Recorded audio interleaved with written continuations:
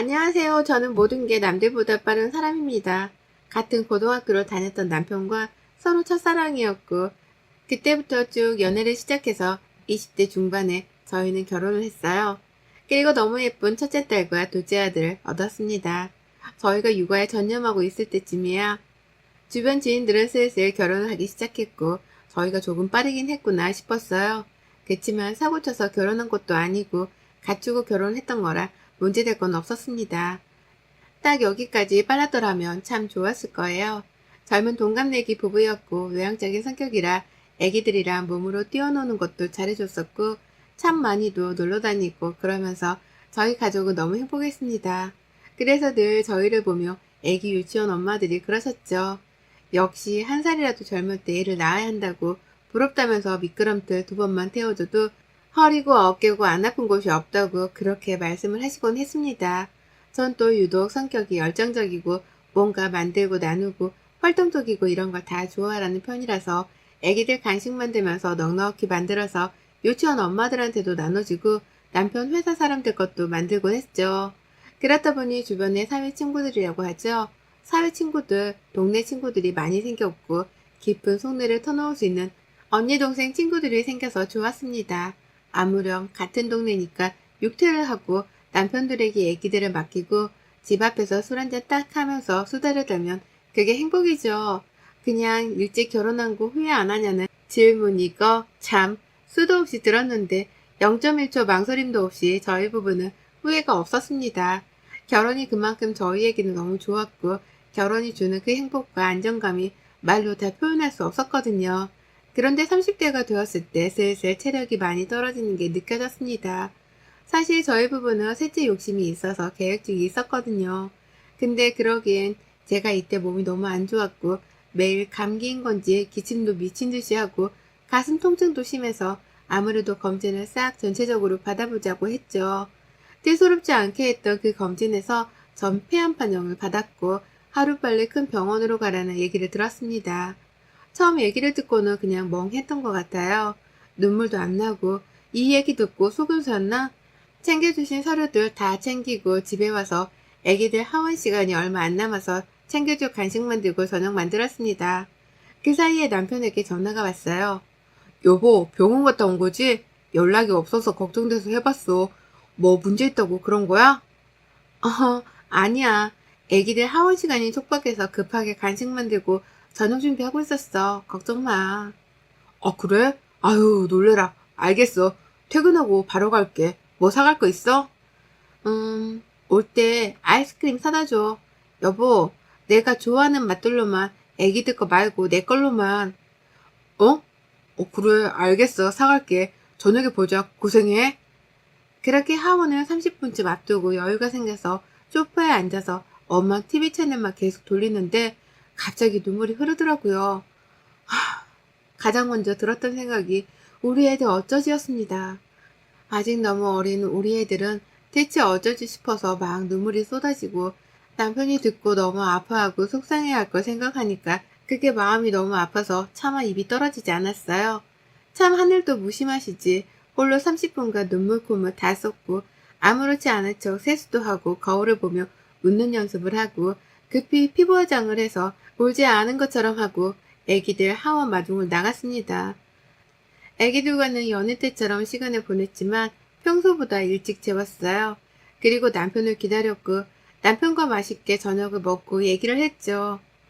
여보, 나 할 말 있는데 너무 놀라지 말고 그 병원에서 검진했잖아? 근데 결과를 보니까 폐암이라고 하네?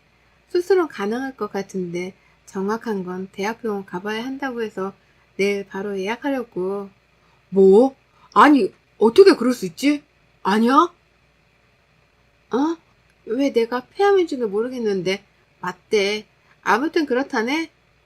그리고 남편과 저는 한참을 끌어안고 오열을 했고 이성을 되찾은 후 가장 유명한 대학병원들로 전화를 싹 돌려서 예약 대기를 걸어뒀습니다. 2주, 한 달씩 걸리는 대기를 보니까 마음이 조급했어요. 그 사이에 악화되면 어쩌지 싶더군요. 전 그 이후로 식단 관리를 철저하게 하려고 노력했습니다. 가족들이야 평소처럼 해줬지만 전 혼자서 관리를 했고 운동도 더 열심히 했어요. 우리 애기들 아직 초등학교도 안 갔는데 제가 건강해져야 하잖아요. 이 행복한 결혼 생활이 지옥 같은 건 폐암 선고뿐 아니라 딱 하나 더 있었는데 시집살이였습니다. 시모는 첫사랑인 저희가 결혼하는 것 자체가 마음에 안 들어 하셨어요. 사람을 더 많이 만나보고 경험을 쌓고 결혼을 해야지 뭐하러 그렇게 둘이서 내내 만나다 결혼하냐는 거였죠. 결국 남편이 더 좋은 여자를 만날 수 있는데 제가 발목을 잡았다는 식으로 늘 구박을 하셨지만 제가 또 이런 거에 기죽고 입 내미는 성격이 아니라 쿨하게 받아쳤습니다. 에휴, 요즘 보면은 그렇게 길게 연애만 하다가도 막 몇 개월 만나고 더 좋은 사람이랑 결혼하고 그런다는데 니들은 아무것도 모를 때 만나서 뭣도 모르고 그냥 결혼했으니 나중에 이혼해도 모른다. 나는 가만 보면 미나 네가 우리 형석이 발목을 아주 제대로 잡은 거야. 그치 너?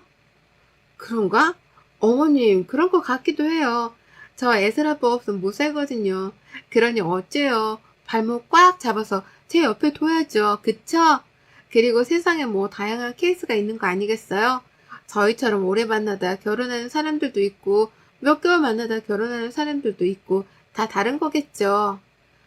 난 그게 싫다고. 니들은 서로 다른 사람도 안 만나본 거잖냐. 어? 막말로 형석이 얘가 미나 너보다 더 좋은 조건인 여자랑 결혼할 수 있는 거를 너한테 팔목 딱 잡혀서 결혼한 건데 내가 기분이 좋겠냐? 어머님 생각이 그러시면 저희 친정에서도 그렇게 생각하시려나? 다음에 한번 여쭤봐야겠어요. 저희는 양가에서 그렇게 생각하실 줄은 몰랐어서 조금 놀랍네요, 어머님. 약간 늘 이런 식으로 받아쳤습니다. 그럼 시모는 약이 아주 바짝 올라서 저를 막 노려보셨고 저는 늘 웃었어요. 저희 남편은 이런 저를 보고 대단하다고 했죠. 본인은 그런 방법을 몰라서 늘 시모랑 싸우면서 살았다면서 말입니다. 이렇게 저를 못마땅해 하시는 시모였는데 제가 아프다는 얘기를 듣고는 그래도 걱정을 먼저 해주실 거라고 생각했어요. 다른 것도 아니고 암이니까요. 그런데 시모의 반응은 너무 충격적이었습니다. 미나 너 폐암이란 게 사실이야 어? 아, 네 어머님. 더 자세한 건 대학병원 가서 들어봐야 해요. 아이고 내가 이럴 줄 알았어. 내가 너 마음에 안 든다고 했지? 끝내 결국엔 내 아들 팔목을 일당으로 잡네. 죽을 거면 곱게 죽지. 애는 둘이나 낳아놓고 너 혼자 편하게 죽는다는 거야 지금. 그럼 우리 아들은 혼자 호래비로 애들 키우게 뻔한데 아이고 세상에 진짜. 네? 어머님 어떻게 그런 말씀을 하세요? 야 너도 네 새끼들 있으니 내 마음 이해하잖니. 남의 새끼가 우선이냐? 내 새끼가 우선이지. 너야 뭐 니네 부모가 걱정해 줄 거고 그래서 너 뭐 죽는다는 거야? 어쩐다는 거야? 정확히 말을 해봐. 그래야 대비를 하지. 난 절대로 우리 아들 호래비로 해 혼자 키우는 꼴을 못 본다. 어머님은 뭐 그냥 벌써 절 죽이시네요. 저 죽으면 애슬 아빠 새장가 들라고 하세요. 그리고 제가 죽든 살든 뭐가 중요하겠어요. 이미 죽이셨는데. 시모는 제게 괜찮냐는 말 한마디도 없이 제가 죽는 건지 그럼 본인 아들이 홀로 얘 둘을 키울까봐 그게 걱정이었던 겁니다. 아무리 정말 사람이 너무 나쁘다고 해도 기본적으로 괜찮냐는 말을 하는 건 너무 예의잖아요. 그런데 어떻게 저럴 수 있는 건지 너무 충격이었습니다. 그 뒤로 저는 저를 위해서 시모의 연락은 받지 않았어요. 시모와 연락을 하면 제가 제정신으로 못 살 것 같더라고요. 남편에게도 똑같이 말을 해줬고 이런 이유로 시모와 당분간 연락하고 싶지 않다고 말을 했더니 이해를 했죠. 전 그렇게 병원에 가서 진단을 제대로 받았고 폐암 2기 선고를 받았습니다. 수술을 해야 했고 아픈 걸 알아서 그런 건지 점점 통증도 느껴지고 몸이 힘들었어요. 애들은 아직 어리고 엄마 껌딱지들이라서 늘 엄마 엄마 하며 찾았지만 예전처럼 제가 애들과 뛰놀지를 못하니 애들은 많이 보채고 울었습니다. 결국 친정엄마가 저희 집에 오셔서 애들이 같이 봐주셨고 밥하는 거 이런 것들을 도와주셨어요. 전 이상하게 잠이 그렇게 쏟아져 잠을 많이 잤습니다. 남편은 또 남편대로 일하고 와서 정말 피곤할 텐데 집안일도 돕고 저희 엄마 말동무도 되어주고 노력을 참 많이 했죠. 그렇게 수술을 할 때는 남편이 절대 간병인을 쓰기 싫다고 말을 했고 저도 그건 원치 않았습니다. 회사에 양해를 구하고 한 달간 무급으로 휴가를 쓰게 되었고 저를 배려해 1인실에서 지냈어요. 수술 후 내내 남편이 곁을 지켜준 덕분에 저는 너무 든든했지만 시모 입장은 달랐습니다. 모르는 번호로 전화가 왔길래 전화를 받았는데 시모였어요. 아이씨고 내 전화만 콜라 안 받겠다 이거지 너. 네 수술하는 게 뭐가 대수라고 한 달씩이나 우리 아들이 휴가를 내는 건데 대체 남의 아들 학기 망치려고 작정을 했냐? 간병인을 쓰든 니네 엄마한테 와 있으라고 할 것이지 뭐하는 짓이야 대체? 그리고 어디서 버르장머리 없이 CM이 전화를 씹기를. 어머님이야말로 지금 이게 뭐 하시는 거세요? 수술한 사람한테 모르는 번호로까지 전화해서 이러고 싶으세요? 참 대단하시네요. 진짜 죄송한데 저 어머니 목소리만 들어도 이제는 혈압 올라요. 그니까 제발 연락 좀 하지 말아주세요. 죽다 살아서 그런가 전 이제 제가 제일 우선이거든요. A고 뭐고 다 필요 없어요. 제가 우선이니까 이런 연락하지 마세요 저한테. 지가 하는 게 뭐가 있다고는 집구석에서 지 엄마한테 청소고 애들이고 다 시키고 지는 아주 공주처럼 있으면서 힘든 척은 다 하고 있네. 어? 수발도 지금 내 아들이 다 들어주고 넌 하는 게 뭐가 있는데? 끊을게요. 연락하지 마세요. 시모는 진짜 모르는 번호로까지 전화해서 제게 욕을 퍼부었죠. 옆에서 듣던 남편이 전화를 빼앗아 본인이 말하라고 했으나 그럼 일이 더 커질 것 같아서 제가 싫다고 했고 참 해도 너무하다 싶었습니다. 안 그래도 아파서 힘겨운데 눈물이 막 미친 듯이 흐르더군요. 병원에서는 일주일 조금 안 되는 시간 동안 있었고 퇴원을 한 후 집에 가보니 애들이 저를 보고 막 끌어안겨 울더군요. 어디 갔다 이제 왔냐고 많이 아프냐고 하면서 말입니다. 그리고 그 뒤에서 소리 없이 울고 계신 친정엄마를 보는데 마음이 찢어지는 줄 알았어요. 폐암 수술을 하고 나서 후 관리가 굉장히 중요하다는 걸 알았는데 남편과 저희 엄마는 집을 거의 철저하게 준비를 해놨더군요. 안방은 거의 무슨 청정구역이라고 해도 과언이 아닐 정도였고 집안 곳곳에 새로 생긴 공기청정기 여러 대와 소독기뿐 아니라 식기소독하는 것도 구입을 했더라고요. 면역이 많이 약한 상태이고 감기만 걸려도 위험할 수 있는 상황이라 집안 온도 조절도 철저하게 해줬고 폐암 수술 후 좋은 음식들로 맛있는 한 끼 한 끼를 정성껏 해주셨습니다. 제가 원래도 살이 별로 없는 편이었는데 아프고 나서 잘 먹어도 살이 빠지더라고요. 그래서 마른 체형으로 보이게 되었고 제가 봐도 참 볼품없고 뼈다귀 같고 아파 보여서 싫었습니다. 머리도 자꾸 빠지고 거울을 보면 너무 우울해서 안방 화장실 거울도 그냥 가려버리고 거울을 보지 않았어요. 우울감이 빠지기 싫어서요. 온 가족이 다 낮잠을 자고 있던 주말이었는데 초인종 소리에 깼어요. 보니까 시모가 왔다는 겁니다. 저희 부부는 순간 긴장을 했고 시모가 절 괴롭히는 걸 모르는 저희 엄마는 대접할 게 없는데 큰일 났다고 어쩌냐고 막 그러셨죠. 안녕하세요. 잘 지내셨죠? 세상에 이렇게 뵙네요. 아, 네, 미나 있죠? 네, 있죠, 미나. 미나랑 할 말 좀 있어서요. 어머님, 방으로 들어오시겠어요? 아니, 다 같이 있는 곳에서 얘기할 거다. 다 듣고 판단하는 게 좋겠어. 무슨 일이라도 있으세요? 미나가 지금 몸이 힘들어서 이렇게 있는 게 별로 안 좋거든요. 예, 사부인 말씀 참 잘하셨네요. 본인 딸 귀하듯 저도 제 아들 너무 귀합니다. 근데 며느리 하는 꼬라지를 보며 참다 폭발해서 왔네요. CM이랑 연락하기 싫다고 연락 다 씹어버리질 않나? 제 아들 팔목 잡은 거 맞으니까 그렇게 아시라고 하질 않나? 버르장머리고 뭐고 예의고 다 필요 없고 죽다 살아서 본인이 제일 우선이라고 하질 않나? 이렇게 퍼붓고는 연락도 안 받아요. 제가 며칠을 내내 앓고 또 앓다가 찾아왔네요. 제 아들이 사부인한테 그랬으면 어떠시겠어요? 엄마, 지금 이건 아니지. 그만하시고 나중에 얘기해. 대충 들어도 우리 미나가 왜 그랬는지 알겠네요. 더 말할 것도 없고 뭔데 감히 아픈 내 딸한테 시집살이를 시키세요? 요즘 세상이 어떤 세상인데 제가 우리 김서방한테 잘하고 예쁘니까 참는 거지. 안 그랬음 우리 딸 손잡고 끌고 갔어요. 지금 그쪽이랑 상대도 안 하고 아세요? 사람이 아무리 화가 나도 상황 파악이란 걸 해야지. 죽다 살아난 며느리한테 괜찮냐는 말은커녕 본인 화풀이를 하러 온 걸 보니 인성 알아줄만 하네요. 더 소란스럽게 하지 마시고 나가세요. 화풀이 하고 싶으시면 저기 오락실에 있는 펀치 기계에 돈 넣고 하시던가. 뭐라고요? 아주 이제 보니까 그 애미에 그 딸이 따로 없네. 김서방, 당장 자네 어머니 배웅 안 하고 뭐하고 있어? 우리가 나갈까? 아니요, 장모님. 제가 해결할게요. 시모는 결국 본인 화풀이를 하러 찾아왔고 이 사건 때문에 친정엄마까지 모든 걸 알게 되었습니다. 엄마께서는 그가 왜 말을 하지 않았냐며 너무 속상해 하셨고 시모를 보내고 온 남편과 한참을 대화했죠. 한 번만 더 이런 일이 있거나 이런 대우하는 걸 보면 가만두지 않겠다고 하셨어요. 부부가 아무리 행복하게 살아도 시모가 가운데서 저렇게 시집살이를 자꾸 시키면 골병 드는 거라고. 안 그래도 몸도 아프고 스트레스 받으면 안 좋다는데 이건 아니라고 말씀을 하셨습니다.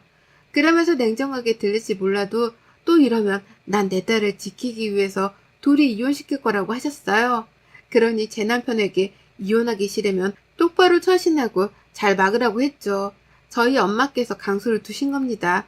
그런데 이러나 저러나 전 그냥 너무 힘들고 약 기운에 너무 졸려서 그냥 자버렸어요. 그렇게 시간이 흘러 엄마께서도 이제 내려가셔야 해서 보내드렸고 남편 휴가도 일주일 정도 남았죠. 그간 엄마가 계시면서 솔직히 저희 부부가 너무 편하게 지냈는데 막상 일주일간 남편이 혼자 이것저것 하려고 하니 힘들었나 봐요. 점점 짜증이 많아지고 예민해지는 게 보였죠. 그런데 그 모든 게 원래는 제가 늘 매일매일 하던 일인데 말입니다. 아유, 지친다, 지쳐. 뭐가? 치우면 뭐해? 또 어지르고. 치워도 끝이 없잖아. 그뿐이야? 애들 보는 것도 보통 일이 아니잖아. 이걸 지금 혼자서 하려니까 힘들지. 아, 그치. 고생 많아. 당신 고마워. 근데 내가 알아보니까 수술하고 애들도 보고 살림도 하고 그런다는데 당신은 유독 힘들어하는 것 같다? 뭐라고? 그 말은 무슨 내가 꾀병이라도 부린다는 거야? 아니, 솔직히 그렇잖아. 수술한 지가 지금 거의 3주가 지났는데도 병원에서도 수술 잘 된 편이라고 했고 문제 없다고 했는데 맨날 잠만 자고 힘들어하고 언제까지 내가 뒤치다꺼리 하고 있어. 이제 일도 다녀야 하는데. 야, 김영석, 너무한 거 아니야? 내가 진짜 이 말은 안 하려고 했는데 당신이 힘들어 죽겠다고 말하는 그 모든 일을 난 매일 했어. 살림에 육아에 매일매일 했다고. 난이도가 겨우 당신은 지금 이 정도야. 난 오로 매일 했고 근데 뭐? 너무 힘들어? 못 해먹겠어? 웃기지 마. 그게 그렇게 힘들어서 아픈 와이프를 꾀병 환자로 몰고 가니 좋니? 그냥 회사나 나가. 내가 알아서 할 테니까. 아니, 그런 뜻이 아니잖아. 뭘 아니야. 늘 말했지? 사람은 마무리가 중요하다고. 당신은 99% 잘해놓고 꼭 마지막 1%가 늘 부족하더라. 남편은 불만이라며 제게 말을 했고 회사를 다니고 나서는 어쩌다 한번 하던 야근을 거의 매일같이 하더라고요. 딱 봐도 야근한다는 핑계로 어디에서 놀다 오는 거겠죠. 그 시간 동안 전 힘든 몸을 이끌고 애들을 받고 식은땀에 등이 다 젖을 정도로 힘겨워도 이를 악물고 웃으며 애들을 봤어요. 이를 깨물다 입술 깨물어 피가 날 정도로 버티고 버텼습니다. 그런데 문득 생각해보니 곧 추석인 거예요. 정말 가기는 싫었는데 분명 오라고 할 게 뻔했고 한숨만 나왔습니다. 아니나 다를까 시모는 제게 먼저 전화를 해왔어요. 나다. 이번 추석에 설마 아프다는 핑계로 안 올 건 아니지? 내가 싹 알아봤는데 수술한 지 그 정도 지난 거면 멀쩡한 거래. 그니까 와서 제사 준비하고 가족들한테는 부정 탈까봐 암 걸린 거 말 안 했으니까 좀 사람답게 꾸미고 와라. 살도 좀 찌우고 뼈다귀처럼 그렇게 비실비실하게 없어 보이게 오지 말고 알겠어? 어머님, 저 지금 제가 숨기려고 해도 안 숨겨질 정도로 그냥 식은땀도 많이 나고 몸이 제 몸 같지가 않아요. 가서 실수하고 그럴 바에는 이번 추석만 좀 쉬는 게 좋을 것 같아요. 너 이럴 줄 알았지? 내가 그래서 전화한 거야. 입 다물고 와. 암 걸린 거 특별히 껴주는 걸 고마운 줄 알아야지. 암이 무슨 옮기는 병인가요? 그랬으면 좋겠네요. 이럴 줄 알았지만 결국 피할 수 없는 추석 명절이었습니다. 근데 애들까지 데리고 가는 건 진짜 못하겠어서 친정집에 애들을 두고 남편과 둘이 갔어요. 근데 몸이 천근만근인 상태에 너무 힘겨웠죠. 식은땀이 나다 결국 등이 다 젖고 이마에 땀이 흥건하니 다른 가족들은 어디 아프냐고 어머 왜 그러냐고 안색이 안 좋다고 막 그러니까 시모가 귓속말로 제게 똑바로 좀 하라고 웃으라고 하면서 제 어깨를 확 잡아 끌었는데 제가 힘이 없어서 그대로 넘어졌습니다. 시모는 그런 저에게 쇼하지 말고 쳐 일어나라고 했고 서러움과 아픔뿐 아니라 몸이 제 마음대로 따라주질 않으니까 미치겠더라고요. 그래서 그냥 제가 가족들에게 말했죠. 제가 폐암 위기라 수술한 지 지금 한 달 조금 넘었는데 몸이 아직 회복이 덜 된 건지 힘들어요. 그래서 이번 추석은 쉬고 싶다고 했는데 어머님이 안 된다고 하셔서 왔거든요. 그래서 도움이 안 되더라도 양해 부탁드려요. 아이고, 폐암 그게 뭐라고 쇼를 하고 있다. 아주 너 유난 떨지 마. 아픈 척 쇼하지 말라고. 별것도 아닌 걸로. 얘 때문에 글쎄 우리 형석이가 한 달이나 휴가 내고 쟤 돌봤잖아. 그게 말이냐? 내가 열받아서 집에 쳐들어갔는데 쟤네 엄마가 있더라고. 근데 말하는 싸가지를 보니까 딱 그 애미의 그 딸이야. 둘이 여시 같은 게 딱 닮았더라. 주둥이만 살아가지고. 정말 더 이상 못 참겠더라고요. 어디서 그런 힘이 나왔는지 모르겠는데 너무 열받아서 저는 기껏 만든 음식들을 모아둔 상을 다 뒤집어 엎어버렸고 전들은 시모 얼굴에 다 던져버리면서 말했죠. 그래, 별것도 아닌 폐암 걸렸어. 진짜 별것도 아니니까 당신도 꼭 걸리라고 내가 기도하고 고사까지 지내줄게. 알겠지? 꼭 걸리세요. 꼭 안 걸리시라고 이왕이면 손도 못 쓸 정도의 말기 딱 그 정도 좋겠네. 워낙 심포가 고약하니까. 참, 그리고 암이 무슨 전염병인 것 마냥 불결하다고 자꾸 그래서 불결한 년이 만든 것들 다 버렸으니까 안 불결한 년이 직접 음식에서 차례 지내세요. 별거 아니야 안 걸린 불결한 년은 사라져 드릴 테니까 꼭 안 걸리세요 어머님. 기도할게요.